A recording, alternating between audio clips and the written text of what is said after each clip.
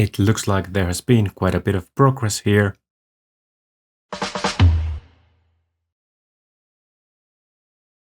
So currently we are in progress of modifying this Sanctum Sanctorum outbuild designed by rebelnili into a corner building. And I want to place that corner building next to the assembly square, so therefore it replicates the assembly square tower.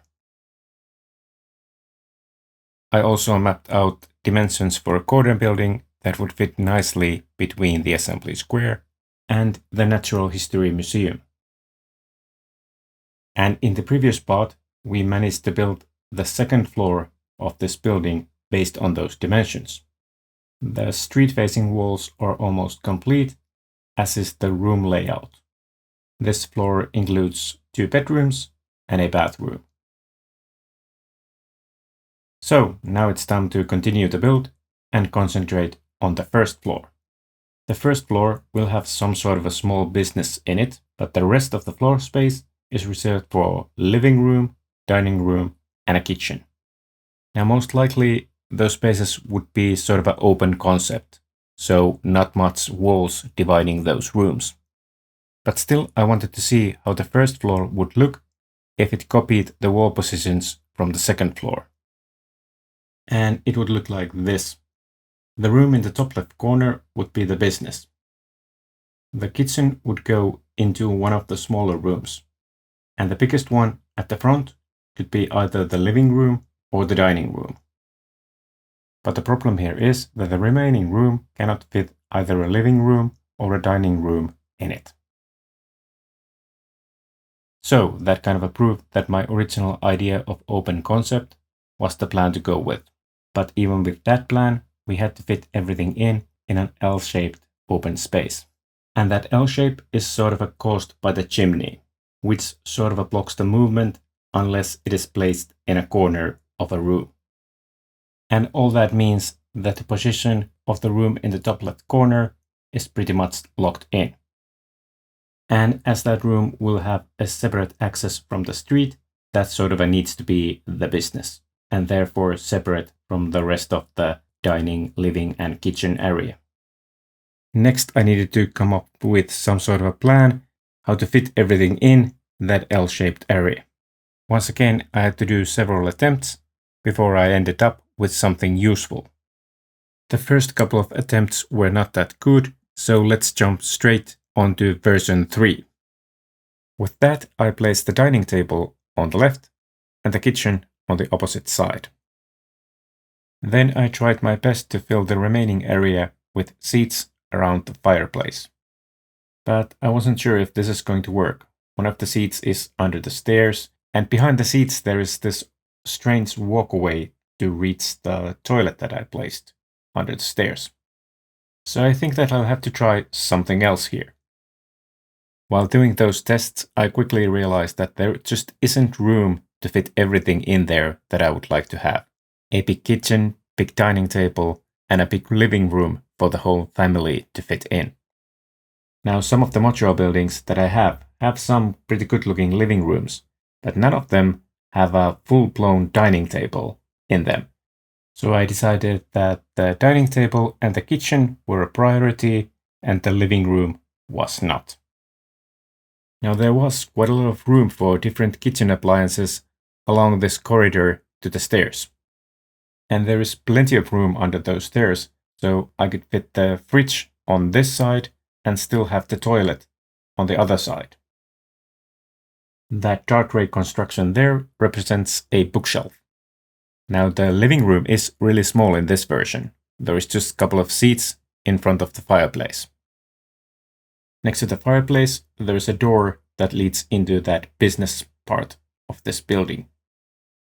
But perhaps the door should be actually there at the back next to the stairs in the kitchen and not next to this fireplace. That way there is no need for circulation in this small living room. And finally, in this corner, we can fit in quite a big dining table with probably a couple of bench seats. Yeah, I definitely think that there should be a bookcase or something like that next to the fireplace, and the door should be there at the back. That way, the store customers do not have a view to the living room if someone goes through that door. So, not a perfect plan, but the best one that I could come up with.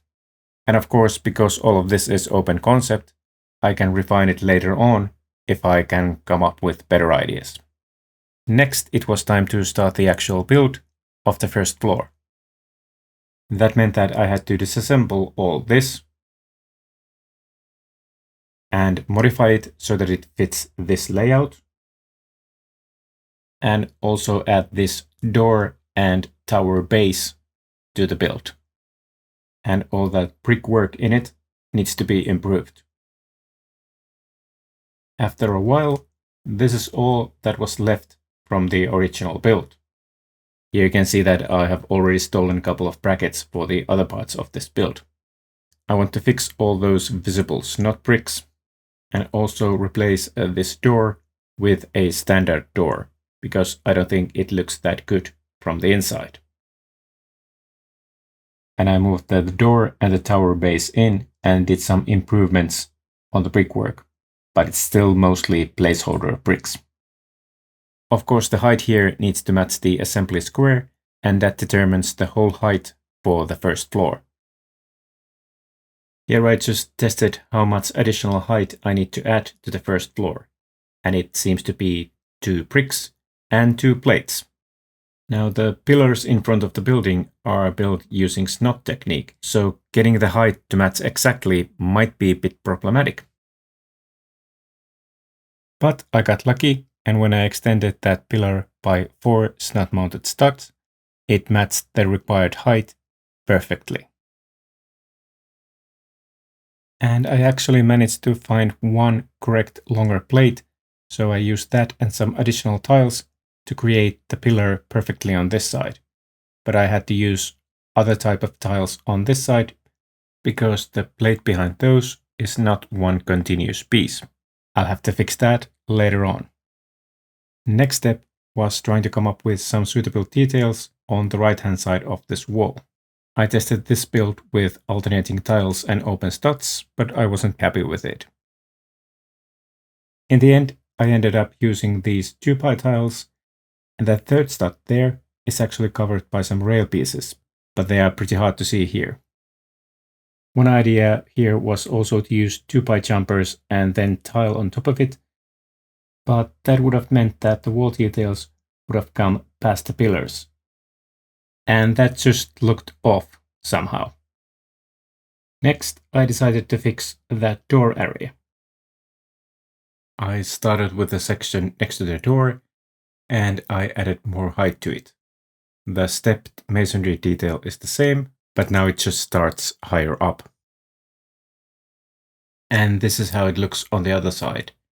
Now there are quite a lot of individual pillars there, but I tried to add as many 2 wide, 3 wide, and corner bricks there for additional support. Next, I copied that design on the other side too, and I also managed to modify the section on top of the door. Now the studs there are a bit problematic on the top. There should be a tile layer there. That could be fixed by removing that plate that is on top of the transparent bricks that I used for windows, but then again that adds quite a lot of support there, so I really want to keep that in there. And this is the current look of the first 2 floors when they are stacked on top of each other. I think that this is starting to look pretty good. The next logical step was to design this wall section in the first floor. And of course, it needs to sort of match this design that we did for the second floor. We are also missing a bit of the front facade, but that should be easy to fix. As usual, the build table is a mess, but I managed to create some sort of a rough draft of the first floor. But the actual version will be more detailed, because of course I plan to eventually use these dark gray snot bricks and tan tiles for the other side too. I just currently don't have enough. Also the windows will be a bit different. I will eventually use 2 taller windows, instead of 3 shorter ones. Now the colors are a bit different in the tower section, but I think that just helps to sell the illusion that the tower is part of the assembly square, and then there is another building next to it.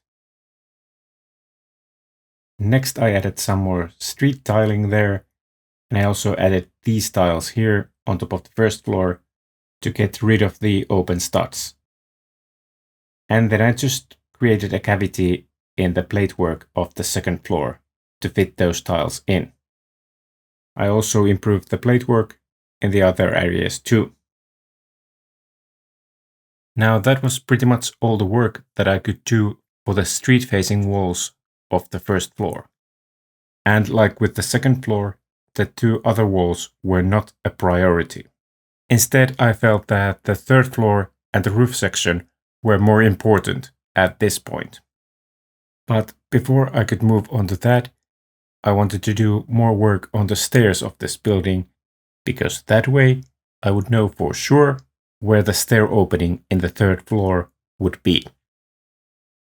The rough sketch for the first floor stairs was pretty much complete. But I wanted to build some temporary wall sections there so that the second floor would be better supported. So I just put together something quite quickly. This is pretty far off from the final version. I also placed some tiles on top of the stairs in order to see that they were of correct height. And they indeed were. Next, it was time to build the stairs to the third floor. Because the second floor isn't nearly as tall as the first floor, a single section of stairs was enough. And now I could easily see which sort of a stair opening was needed for the third floor. Now, before it is time to wrap this video up, let's take one final look of what we have built so far. So this is the current state of the first floor. The front facade is pretty complete, but the other street-facing wall is just sort of a rough sketch at this point. And the other 2 walls are just placeholders. These will be replaced completely. We do have a plan for the interior layout, but none of the details are currently in there.